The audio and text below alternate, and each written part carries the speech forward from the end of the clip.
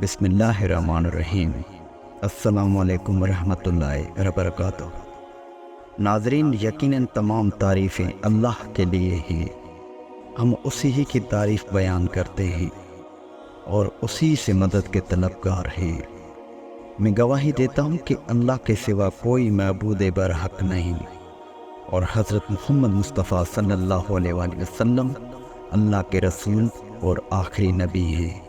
ناظرین اکرام، آج کی کہانی ہے سلطان مراد کی۔ ترکی کے بادشاہ سلطان مراد کی یہ عادت تھی کہ وہ بیس بدل کر عوام کی خبر گیری کیا کرتے تھے۔ بادشاہ نے ایک دن اپنے سیکیورٹی انچارج کو کہا کہ چلو کچھ وقت لوگوں میں گزارتے ہیں۔ شہر کے ایک کنارے پر پہنچے تو دیکھا کہ ایک شخص گرا پڑا ہے۔ بادشاہ نے اسے ہلا کر دیکھا تو وہ مردہ انسان تھا۔ لوگ اس مردہ انسان کے پاس سے گزر کر جا رہے تھے۔ بادشاہ نے لوگوں کو آواز دی، ادھر آؤ بھائیو۔ لوگ بڑی تعداد میں جمع ہو گئے لیکن بادشاہ کو پہچان نہ سکے۔ لوگوں نے پوچھا کیا بات ہے؟ بادشاہ نے کہا یہ آدمی مرا پڑا ہے، اس کو کسی نے کیوں نہیں اٹھایا؟ کون ہے یہ اور اس کے گھر والے کہاں ہیں؟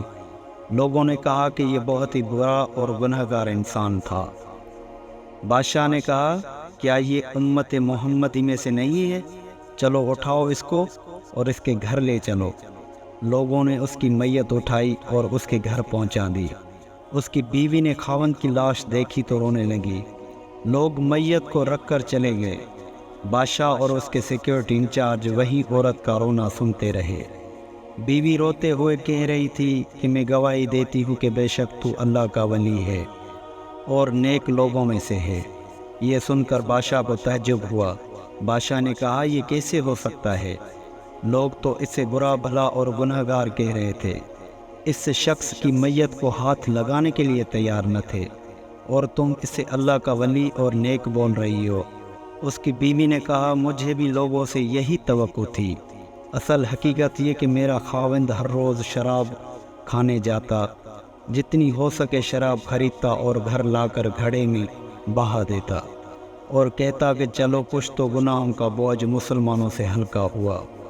اسی طرح رات کو ایک بری عورت کے پاس جاتا اور اس کو ایک رات کی اجرت دیتا اور اس کو کہتا کہ اپنا دروازہ بند کر لے، کوئی تیرے پاس نہ آئے۔ گھر آ کر کہتا الحمدللہ آج اس عورت کا اور نوجوان مسلمانوں کا گناہوں کا بوجھ میں نے ہلکا کر دیا۔ لوگ اس کی ان جگہوں پر آتا جاتا دیکھتے اور اسے برا اور گنہگار سمجھتے تھے۔ میں اسے کہتی تھی کہ یاد رکھنا جس دن تو مر گیا لوگ نہ تجھے غسل دینے آئیں گے، نہ تیری نماز جنازہ پڑھنے آئیں گے اور نہ ہی تجھے دفنانے آئیں گے۔ وہ مسکرا دیتا اور مجھ سے کہتا کہ گھبراؤ مت، جس دن میں مر گیا نا اس دن وقت کا بادشاہ مجھے اپنے کندھے پر اٹھا کر گھر لائے گا اور میری نماز جنازہ بھی وہی پڑھائے گا اور میری تدفین بھی وہی کرے گا۔ تو یہ بات سن کر بادشاہ حیران ہو گیا۔ بادشاہ نے اس کی بیوی کو کہا کہ بے شک آپ کا شوہر اللہ کا ولی ہے اور میں اس ریاست کا بادشاہ ہوں، میں ہی اس کی جنازہ نمازہ پڑھاؤں گا اور اس کی تدفین کا خرچہ بھی میں ہی کروں گا۔ تو یہ تھی آج کی ایک چھوٹی سی سٹوری۔